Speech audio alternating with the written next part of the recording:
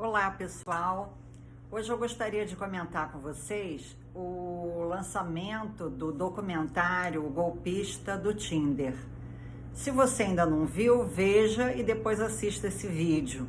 Eu não vou dar spoiler, mas pode ser que eu dê aqui alguns dados, né, do filme e do documentário que possa atrapalhar então a sua avaliação. Mas eu acho que vale a pena ver. O documentário, ele mostra de uma forma muito clara, é muito bem dirigido, a história real, recente, de um homem israelense, jovem, que se apresenta no Tinder como um super partidão, né? Aquele cara que tem uma boa aparência, ele é jovem, ele é muito bem sucedido, ele se coloca ali sempre com fotografias de ambientes muito sofisticados, de vários lugares do mundo, e uma pessoa que se veste de roupas de grife e que vive no meio de um luxo e é extremamente sedutor. Esse homem, ele tem todos os traços de um psicopata. Então, se você tem interesse nesse tema, assiste o vídeo até o final, que eu vou te falar ali de traços desse homem, de traços de psicopatia, que podem estar ali muito próximo de você e que você deve tomar cuidado. Então, eu vou te dar ali alguns elementos para você poder identificar melhor um psicopata. Se te interessa esse tema, você assiste até o final. Se puder dar um like no vídeo, é interessante, porque o YouTube, enfim, entende que é um vídeo relevante e acaba divulgando também, ele acaba tendo uma visibilidade maior, e isso é muito bom para que a gente possa continuar aqui compartilhando as ideias.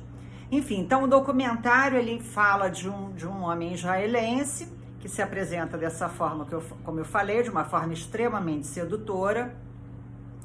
E o documentário começa a partir de um relato de uma das mulheres que se encantaram por ele, né? Então é a Cecília, uma mulher que nasceu, se não me engano, na Noruega e mora na Inglaterra. E ela é uma mulher muito romântica, é uma mulher que se identifica como alguém que está buscando um amor para a vida dela, e ela se coloca como alguém que associa a felicidade dela ao encontro amoroso. Então, ela, em algumas falas dela, ela coloca isso claramente, que quando ela está apaixonada, ela fica muito feliz. Então, ela já está no Tinder há alguns anos, já deu muitos matches, já encontrou com algumas pessoas, mas Simon, que é essa figura do documentário em questão, foi quem a encantou muito. E aí eles começam a se relacionar. E é interessante, o que chama atenção no vídeo, né? O vídeo é relatado através de 3 mulheres com quem ele se relaciona simultaneamente, sem que elas soubessem. Ele usa um script, isso que eu quero chamar a atenção de vocês, que é algo muito comum no psicopata, né? O psicopata, ele é extremamente manipulador. Então, ele tem uma determinada meta, um determinado objetivo, que implica em manipular as pessoas para que ele obtenha algum tipo de vantagem, seja financeira, sexual, enfim. Ele vai falar e fazer aquilo que o outro quer ouvir e presenciar. Ele vai agir de acordo com o que o outro deseja, para cativar, né, de forma que a outra pessoa fique encantada, de forma que a pessoa entenda que está vivendo ali uma situação em sintonia com o que ela deseja, e aí ele começa já nesse terreno propício de confiança que ele vai adquirindo e amor e carinho. Ali nesse ambiente, já numa outra fase, né, ele começa a aplicar os golpes no intuito de obter vantagens pessoais e que são vantagens só para ele. O outro não tem vantagem nenhuma, o outro só tem prejuízo, ou a outra, no caso. Então, no caso desse documentário, ele aplica golpes financeiros nas mulheres, e ele consegue obter, ao longo de um período até muito curto, ele consegue obter 10 milhões de dólares. E ele vive a vida de forma luxuosa e de forma muito sofisticada, através do dinheiro dessas mulheres, que ele consegue obter. Então é interessante notar como que o psicopata se aproxima dessas mulheres e quais as estratégias que ele usa. E essas estratégias são repetidas por milhares, milhões de pessoas mundo afora. No consultório eu já escutei centenas de histórias iguais, né? Então independe de país, de classe social, independe de cultura, o script do psicopata, ele é o mesmo, porque ele é muito pragmático, ele não tem empatia pelo sentimento do outro, ele não se solidariza ali e nem se preocupa com o impacto de sofrimento que ele vai causar em quem ele está se relacionando. O foco dele é obter a vantagem, seja a curto, médio ou longo prazo. Então ele segue um script, segue de forma até muito disciplinada, muito pragmática, e através desse script ele vai ali criando confiança, que é a primeira etapa. Então ele fala aquilo que as mulheres querem ouvir, ou seja, você é a mulher da minha vida, eu amo você, é com você que eu quero construir a minha família, é com você que eu quero me relacionar, eu nunca tive um relacionamento como esse, você é maravilhosa. E aí inicialmente ele começa ele oferece algumas vantagens, enfim, ele oferece jantares e viagens, que são ali, que funcionam como elementos sedutores, né? E de forma que também a mulher pense assim, bom, o cara é tão bem sucedido, né? Depois de um determinado momento, quando ele começa a aplicar o golpe, ela tem aqueles elementos ali na memória dela, ela pensa, não, ele é tão bem sucedido que ele não vai precisar tirar vantagem de mim financeira, né? E ele também está comigo porque ele gosta de mim, ele poderia estar com qualquer mulher, ele é um homem que tem acesso a todo tipo de ambiente, tem recursos financeiros para acessar as mulheres mais lindas do mundo, as mais interessantes, enfim. Então, nesse primeiro momento, ele cria ali esse ambiente de confiança, usando esses elementos, os mesmos elementos que muitos usam, inclusive em outros sites de relacionamento e até pessoalmente, pessoas que se encontram eventualmente, acabam conhecendo homens através de amigos ou de festas, enfim, o script é mais ou menos o mesmo. Então, essa fase, é muito importante que você preste atenção nisso. Se você não quer cair num golpe como esse. Então, existe a primeira, porque eu também sempre digo, as pessoas são livres, né, para viverem aquilo que desejarem. Então, eu não estou aqui fazendo nenhum julgamento de valor. Se quiser viver uma experiência dessa, tudo bem. Mas se não quiser, preste atenção nessas dicas que eu acho que vão te ajudar bastante. Então, tem essa primeira fase de muita sedução através dessas palavras que encantam, palavras que cativam. Ele sabe que todo mundo, né, tanto homem como mulher, mas as mulheres adoram ouvir esse tipo de coisa e adoram ouvir essa promessa de que vão ter um relacionamento, com ela que ele quer casar, enfim, é com ela que ele quer, ela é a mãe, você é a pessoa que é a mãe que eu quero para os meus filhos. Enfim, as mulheres são muito seduzidas por essas frases e ele repete as mesmas frases para todas as mulheres, né?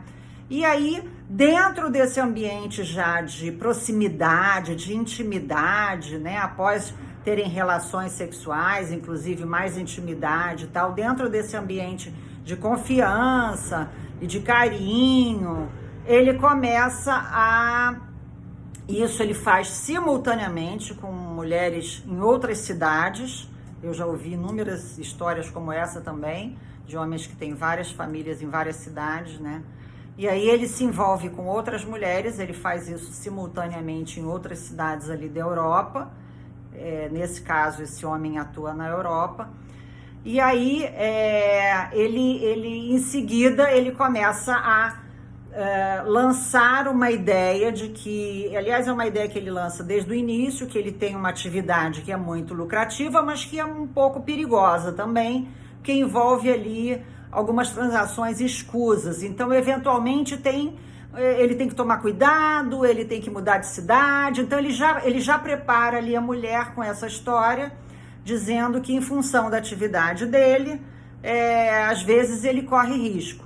E aí, nessa segunda etapa, onde a mulher já está ali com confiança, já está envolvida, já acha que está namorando, né? Porque ele nem tem tanta proximidade física, ele passa mais tempo em outras cidades do que com a mulher em questão, né? Com quem ele está se relacionando. Ele se relaciona mais por mensagens e vídeos, mas a mulher acha que está namorando. Então, já no segundo momento, ele começa a dizer que está em perigo, que está sofrendo ameaças em função da atividade dele e que ele precisa fugir, mas que os cartões de crédito dele foram bloqueados e ele precisa, então, urgentemente de cartão de crédito emprestado e precisa de um suporte para que ele possa se movimentar e se livrar dos inimigos. Ele usa muito essa palavra, os inimigos, enfim.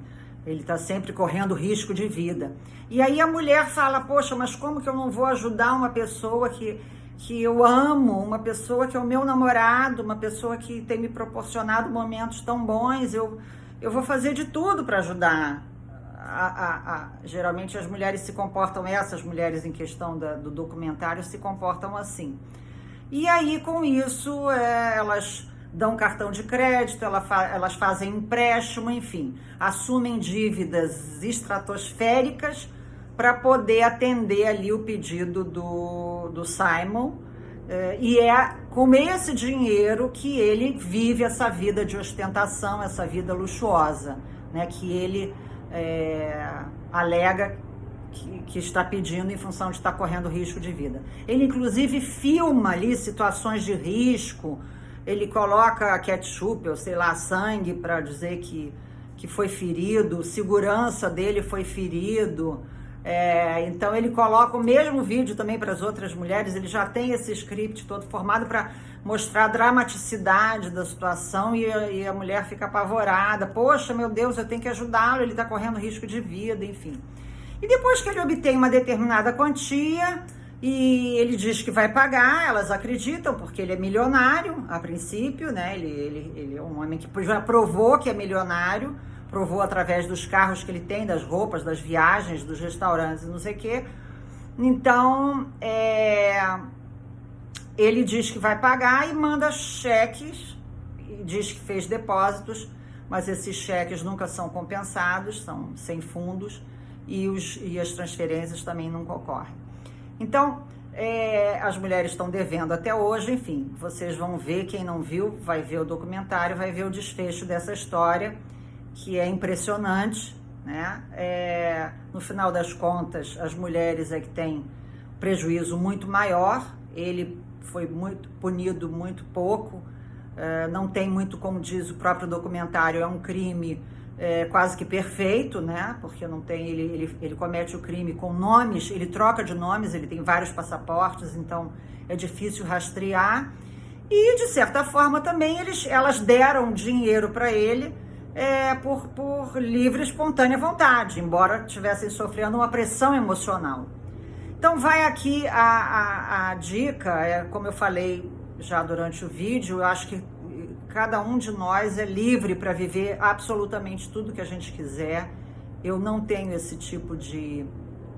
Quem me conhece sabe, eu sou uma pessoa que realmente acho que cada um tem o seu percurso, cada um tem o seu time, o seu destino. Eu já errei muito, a gente erra muito, eu me coloco sempre como aprendiz da vida, mas eu acho que eu gostaria de deixar aqui uma regra básica: namoro, dinheiro à parte, amor, negócios à parte, né? Você pode se envolver, você pode se apaixonar porque a pessoa, enfim, te atrai muito fisicamente, ou a pessoa é sedutora porque tem todos esses elementos aí que encantam, como um príncipe encantado. Você pode estar querendo um grande amor na sua vida, mas, em primeiro lugar, ame a você antes do outro. Se você não se amar, ninguém vai te amar. Então, valorize a você, não dê mais do que você tem. E não envolva dinheiro, a menos que você esteja num casamento, uma relação muito estável de muitos anos, onde há uma troca, um compartilhamento já consolidado, né, de experiências e de patrimônio financeiro, inclusive. Aí, claro que cada um pode contribuir financeiramente se o outro está mais apertado, enfim. Mas um relacionamento muito breve, um relacionamento de namoro, né, um relacionamento pouco consistente, aonde você sempre se dá mais, aonde tem pouco contato, pouca troca, aonde você recebe muito pouco, não pode também haver dinheiro envolvido. Eu acho que dinheiro envolvido numa relação que é pouco consolidada é furada. Eu queria que você deixasse aí a sua opinião. E eu espero que você tenha gostado do vídeo. E como eu falei, se você puder, compartilha, mas deixa a sua opinião, deixa aí ideias, vamos conversar e até o próximo vídeo.